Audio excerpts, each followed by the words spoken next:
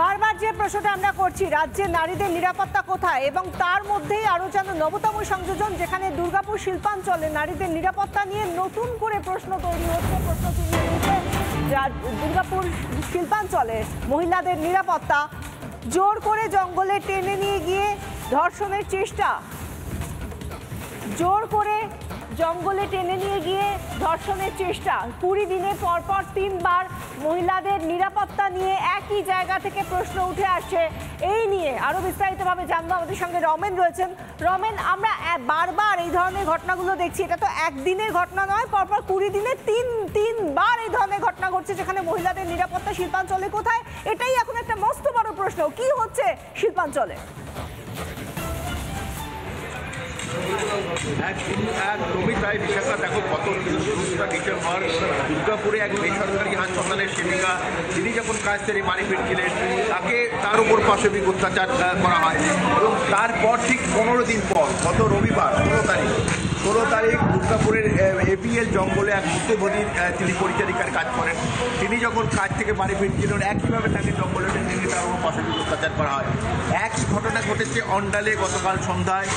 একটি তরুণী, তিনি যখন একটি পার্কে গেছিলেন, সেখান থেকে যখন বাড়ি ফিরছিলেন, তখন তাকেও জঙ্গলে টেনে নিয়ে গিয়ে তার উপর পাশবিক অত্যাচার চালানো হয়। পর 15 দিনের মধ্যে, বলা যেতে পারে 20 দিনের মধ্যে, তরুণী নির্যাতনের শিকার হলো এই দুর্গাপুরের শিল্পাঞ্চলে এবং মহকুমায়। আমার সঙ্গে আছে বিজেপির যুব মোর্চার যারা স্থানীয় নেতৃত্ব, আমার সঙ্গে আছে, আমি কথা বলে নেবো। কি অবস্থা আছে এখন? দেখুন, আমরা তো এখন 2 ঘন্টা প্রায় হয়ে গেছে, বলছে চাইল্ড ওয়েলফেয়ার সেন্টারে নিয়ে গেছে মেয়েটাকে। ওইখানে যা আমরা জানতে পেরেছি, পুলিশ প্রেসার করছে মা বাবাকে কেসটা মাইন্ডলি করতে জন্য বা কিছু কেস না করার জন্য, এটাই আমরা জানতে পেরেছি। মানে কোথাও কি চাপ দিচ্ছে? হ্যাঁ, চাপ দিচ্ছে কি কেসটা তুলে নেয়, কোনো কিছু করো না। ওইখানে আমরা জানতে পেরেছি কি পুলিশ ওইখানে প্রেসার করে ক্রিয়েট করছে মা বাবা, এই যার হচ্ছে মেয়ের মা বাবার উপরে। বলছি, মেয়ের মামি যেটা অভিযোগ করছিল, কালকে হোটেলে খাওয়াবার পর নাকি পুলিশের পক্ষ থেকে বলা হয় যে অভিযোগ করে কি হবে, কি লাভ, আপনারা অভিযোগ করবেন না, আমরা পরে যদি কিছু হয় ঘটনা দেখে নেবো। এটা কতটা মারাত্মক ব্যাপার মনে হচ্ছে? এটা দেখুন, পুরোপুরি কেসটাকে দাবার জন্য চেষ্টা করছে পুলিশ, আর কিছু বলার নেই। পুরো কেসটাকে দাবাচ্ছে কি কোনো কিছু না হোক। সেই প্রায় 16 ঘন্টা হয়ে গেল কেসটা হওয়ার পর, এখনো অভিযুক্তকে ধরা হয়নি। বলছি, যারা অপরাধী তাদের তো নাম বলেছে, তা সত্ত্বেও কেন গ্রেপ্তার হয়নি? পুলিশই বলতে পারবে কেন ধরতে পারছে না, কেন কি হচ্ছে। এটা তো শুধু আমি দেখছি, শুধু কিছু করবে না। এখন প্রায় 14 থেকে 16 ঘন্টা হয়ে গেল, আর 2 ঘন্টা হয়ে গেল চাইল্ড ওয়েলফেয়ার সেন্টার নিয়ে গেছে। এখন কিছু জানতে পারছি না কি করছে কি না করছে। এই গরিব পরিবার কতটা লড়াই চালিয়ে দিতে পারবে মনে করছেন? আপনারা কীভাবে তাদের সাহায্য করবেন? দেখুন, আমরা আর্থিক বা কানুনি আমি দুটো থেকে আমরা সাহায্য করব।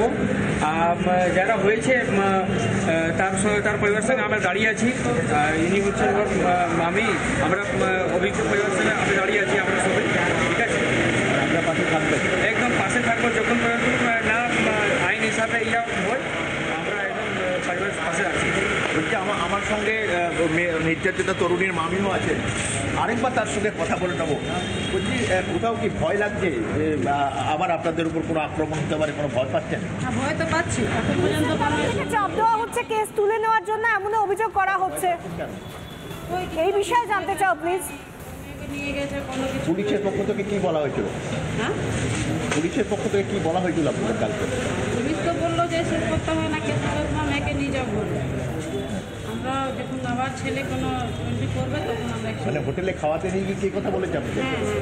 হোটেলে খাওয়াতে নিয়ে গিয়ে তা আপনারা তো অভিযোগ করেছেন। এখন মেয়েটি কোথায়? মেয়েটা এখন আসানসোল নিয়ে গেছে। আসানসোলে নিয়ে গেছে। কি মনে হচ্ছে, এত ঘন্টা পেরিয়ে গেছে, প্রায় 18 ঘন্টা পেরিয়ে গেল, এখনো পর্যন্ত কেউ গ্রেপ্তার হলো না? আপনারা পুলিশকে নাম বলেছেন, তারা করেছে, কেন গ্রেপ্তার হলো না? কি বলছি করবেন? আন্দোলন করতে হবে। এই ঘটনার পর কি আপনাদের উপর কোনো আক্রমণ হতে পারে? যদি পুলিশ ধরে বা কেউ কিছু করে, কি মনে করছেন? ভয় পাচ্ছেন আপনারা?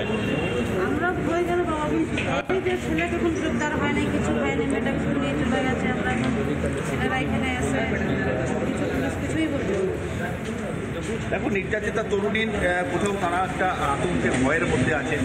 যে নাম বলার পরও মামি যার সঙ্গে তুমি কথা বলছিলে একবার জিজ্ঞাসা করো তাদেরকে কি কেস বা মামলা তুলে নেওয়ার জন্য কোন রকম চাপ দেওয়া হচ্ছে?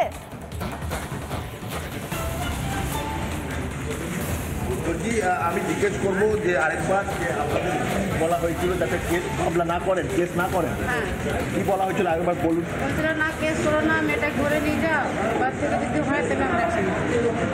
আমরা বলি যে আপনারা যদি না করবেন তাহলে আমরা বেরিয়ে ডাকবো। তুমি শুনলে বিশাখা, উনি পরিষ্কার বলছেন কালকে হোটেলে খাওয়াতে নিয়ে গিয়ে পুলিশের তরফ থেকে এই প্রলোভন দেওয়া হয় যে আপনারা কেস তুলে নিন, পরে যদি কোনো ঘটনা ঘটে তখন আমরা আবার বিষয়টা দেখব।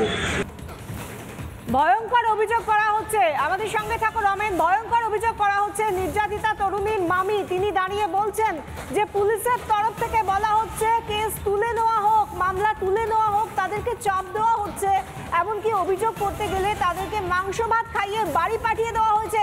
পুলিশের বিরুদ্ধে এরকম ভয়ঙ্কর অভিযোগ উঠে আসছে পরিবারের তরফ থেকে। পুলিশ বলে যদি পরে কিছু হয় তাহলে আমরা দেখে নেব, কিন্তু এখনকার মতো কেস তুলে নাও, এমন অভিযোগ করা হচ্ছে নির্যাতিতার পরিবারের তরফ থেকে। পর 3বার এই ধরনের ঘটনা ঘটছে যেখানে শিল্পাঞ্চলে, দুর্গাপুর শিল্পাঞ্চলে এই রকম ভাবে মহিলাদের নিরাপত্তা বলে কিছু নেই, সেটা পরিষ্কার হয়ে যাচ্ছে। একটার পর একটা ঘটনা, 20 দিনে 3বার এই একই ধরনের ঘটনা ঘটছে, যেখানে 3 ক্ষেত্রেই দেখা যাচ্ছে পুলিশের ভূমিকা কি, পুলিশের কোনো ভূমিকা নেই। উল্টে যখন নির্যাতিতার পরিবারের তরফ থেকে তারা অভিযোগ করতে যাচ্ছেন থানায়, তখন তাদেরকে বলা হচ্ছে আপনারা মামলা তুলে নিন।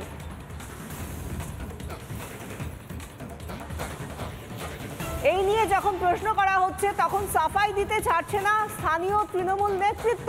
কি বলছেন রূপেশ, কি বলছেন এই নিয়ে স্থানীয় তৃণমূল নেতা রূপেশ যাদব, আমরা শুনবো। সাথে দুর্ব্যবহার করা হয়েছে, আর সেটা আমি এসছিলাম বাড়িতে এসছি, মা বাবার সাথে দেখা হয়েছে, কথা হয়েছে, পুলিশকে কমপ্লেন করা হয়েছে, তদন্ত করে যা বেরোবে, কিন্তু যা ঘটেছে সেটাই খুব খারাপ ঘটনা। পুলিশকে বলা হয়েছে ইমিডিয়েট, যত জলদি, ঘন্টা 2 ঘন্টা 3 ঘন্টা, যত জলদি ছেলেটাকে অ্যারেস্ট করতেই হবে। তৃণমূল নেতা রূপেশ যাদব বলছেন যে যা ঘটেছে খারাপ ঘটেছে, সেটা তো বলার অপেক্ষা রাখে না। এই ধরনের ঘটনা যে খারাপ ঘটনা এবং তার জন্যই পুলিশ প্রশাসনের প্রয়োজনীয়তা রয়েছে, কঠোরভাবে যাতে বিষয়টি নিয়ে পদক্ষেপ করা হয় তার প্রয়োজনীয়তা রয়েছে, এবং সেই জন্যই পরিবারের তরফ থেকে যাওয়া হয়েছিল থানায়। কিন্তু পুলিশের তরফ থেকে পাল্টা কেস তুলে নেওয়ার জন্য বলা হচ্ছে নির্যাতিতাকে। ভয়ঙ্কর অভিযোগ। আমরা এই নিয়ে কথা বলবো। বিজেপি নেত্রী কেয়া ঘোষ আমাদের সঙ্গে রয়েছেন। কেয়া, জানতে চাইবো যে যেভাবে এই অভিযোগটা উঠে আসছে দুর্গাপুর শিল্পাঞ্চলে, এক তো নারী নিরাপত্তা নিয়ে বিপুল পরিমাণে প্রশ্নচিহ্ন তৈরি হয়েছে, আর তার মধ্যে নির্যাতিতা তিনি যখন গিয়েছেন থানা থেকে বলা হচ্ছে আপনি এবার চলে যান, কেস তুলে নিন, পরের বার ঘটলে দেখে নেবো। এটা কি ধরনের অ্যাপ্রোচ হতে পারে, আপনার কি মনে হয়? পরের বার মানে কি, পরে আবার যখন ধর্ষিত হবে তখন দেখে নেবে। অর্থাৎ পুলিশ বারে বারে চাইছে মেয়ে ধর্ষিত হোক, বারে বারে চাইছে মেয়ে নিপীড়িত হোক, লাঞ্ছিত হোক, এবং তার সংগ্রাম নিয়ে খেলা করবে। আসলে পুলিশ কি করবে? পুলিশ মন্ত্রী যখন খোঁজ একজন ধর্ষিতা মৃতা কিশোরী চরিত্র হনন করে, জিজ্ঞেস করেন যে সে প্রেগনেন্ট ছিল কিনা, জিজ্ঞেস করেন সে তার লাভ অ্যাফেয়ার ছিল কিনা, জিজ্ঞেস করে সে মদ্যপ ছিল কিনা। এই রাজ্যেরই একজন তৃণমূলের সাংসদ যখন জিজ্ঞেস করে মালিককে এই কাস্টমারের সঙ্গে খদ্দেরের কোনো প্রবলেম হয়েছিল কিনা তাচ্ছির ধর্ষণ কাণ্ডে, তাহলে পুলিশ তো সেগুলোই দেখেছে। আর এরা যে বড় বড় করে কথা বলে যে পশ্চিমবঙ্গ হচ্ছে নারীদের জন্য অত্যন্ত নিরাপদ স্থান, এনসিআরবি রিপোর্ট, আরে এগুলো তো এনসিআরবি রিপোর্টে যে দাখিল হয় না, এটা তার সব থেকে মানে জ্বলন্ত উদাহরণ। এরা চায় না যে ধর্ষণের ঘটনা, মহিলাদের শ্লীলতাহানির ঘটনা লজ করা হোক, কমপ্লেন গুলো দায়ের করা হোক, যাতে সেগুলো রিফ্লেক্ট যাতে না হয়। এইগুলো হচ্ছে পুরো চোখে আঙুল দিয়ে দেখিয়ে দিল যে পশ্চিমবঙ্গের পুলিশ কতটা অপদার্থ, এবং এই মা মাটি মানুষের সরকারের পুলিশ যে মাকে সম্মান করে না, মেয়েকে সম্মান করে না, এবং অপেক্ষা করে যে পরে আবার ধর্ষিত হলে ফিরে আসবে, এটা তার জ্বলন্ত উদাহরণ। ধন্যবাদ কেয়া। আমরা কথা বলছিলাম, বিজেপি মুখপাত্র কেয়া ঘোষ ছিলেন আমাদের সঙ্গে। আমরা শুনে নেব বিজেপি এবং বামেদের তরফ থেকে ঠিক কি বলা হচ্ছে, কি প্রতিক্রিয়া উঠে আসছে এই ঘটনার প্রেক্ষিতে। এই রাজ্যের তো কোনো নারী নিরাপত্তা নেই। আমাদের লজ্জা হয়, ভাবতে লজ্জা হয় যে একজন নারী মুখ্যমন্ত্রী 2011 সালের বিধানসভা নির্বাচনে বামফ্রন্টকে পরাজিত করে তিনি ক্ষমতায় এসেছিলেন। তিনি ক্ষমতায় আসার সঙ্গে সঙ্গে পার্ক স্ট্রিটে যে বিভৎস ঘটনা, নারকীয় ঘটনা ঘটলো, ধর্ষণ হলো, তিনি সেই ঘটনাকে ছোট্ট ঘটনা বলে তিনি উল্লেখ করলেন। খুব কষ্ট লাগে একজন নারী মুখ্যমন্ত্রী এই রাজ্যের, আজকে তিনি বলছেন আমি বাংলার মেয়ে, আজকে বাংলার মা বোনেরা আজকে সেখানে নিরাপদ নেই। সেখানে পথ চলতি আজকে তারা নিত্য প্রয়োজনীয় কাজ সেরে বাড়ি ফেরার পথে ধর্ষিত হচ্ছে, সেক্ষেত্রে পুলিশ প্রশাসন নীরব দর্শকের ভূমিকা পালন করছে। আর যেখানেই মায়েরা, বোনেরা, নারীরা ধর্ষিত হচ্ছে, সেখানে সমস্ত জায়গায় তৃণমূল আশ্রিত সমাজবিরোধী এবং তাদের দলের নেতৃত্বরাই আজকে ধর্ষণের সঙ্গে যুক্ত। দলদাস পুলিশ প্রশাসনকে কাজে লাগিয়ে একের পর এক এই বাংলায় নারী নির্যাতন হচ্ছে, নারী ধর্ষিত হচ্ছে। স্বাভাবিক কারণে এই রাজ্যে নারী নিরাপত্তা তো কোথাও নেই। তার কারণ মমতা বন্দ্যোপাধ্যায়ের নেতৃত্বে সরকারে বাংলায় প্রতিষ্ঠিত হবার পর মমতা বন্দ্যোপাধ্যায় একজন মহিলা হয়ে মহিলাদের উপর যখনই অত্যাচার হয়েছে, যখনই তাদের সম্ভ্রম নষ্ট হয়েছে, তাদেরকে ধর্ষিতা হতে হয়েছে, কখনো সেই ধর্ষিতা নারীকে বলেছেন যে তিনি অন্তঃসত্ত্বা ছিলেন, কখনো সেই ধর্ষিতা নারীদের মমতা বন্দ্যোপাধ্যায় বলেছেন এটা প্রেম ঘটিত ঘটনা। তাই এই মানসিকতা থেকে কখনোই বাংলায় মহিলাদের যে ইজ্জত, মহিলাদের যে সম্ভ্রম, সেই সম্ভ্রম এবং মহিলাদের অধিকার এই মমতা বন্দ্যোপাধ্যায়ের কাছ থেকে পেতে পারে না। তাই তিনি এই ধরনের অভব্য কথা বলে থাকেন। এই তো নিরাপত্তা, নারীদের নিরাপত্তা ভারতবর্ষে কোথায় আছে? কেন এখনও ভারতবর্ষের বিভিন্ন জায়গায় ওই যে বললাম ব্রাহ্মণ্যবাদী প্রচার করা হয়, তুমি উচ্চ বর্ণের হও, নিম্নবর্ণের নারীকে তুমি ভোগ করতে পারো, কোনো বাধা নেই। সেটা নাকি সেই নিম্নবর্ণের নারীর পক্ষে উত্তরণের একটা রাস্তা। এইসব বহু কিছু আছে, এগুলো আলোচনা করলে অনেকে ক্ষিপ্ত হয়ে যাবেন। যুক্তিসঙ্গত তর্ক বিতর্ক করার অবকাশ তো নেই। এই সত্য কথাগুলো সামনে নিয়ে খেপে যাবেন। পশ্চিমবঙ্গ সহ ভারতবর্ষের সর্বত্রই নারী অবমাননার চূড়ান্ত দৃষ্টান্ত আছে। দলিতদের অবমাননার চূড়ান্ত দৃষ্টান্ত ঘটে যাচ্ছে। তৃণমূল রাজ তো বিজেপি রাজ, বিজেপি আর তৃণমূল একে অপরের পরিপূরক। সুতরাং এ রাজ্যে যা হচ্ছে, অন্যান্যরা যা হচ্ছে, কোথাও গুণগত পার্থক্য নেই, একই।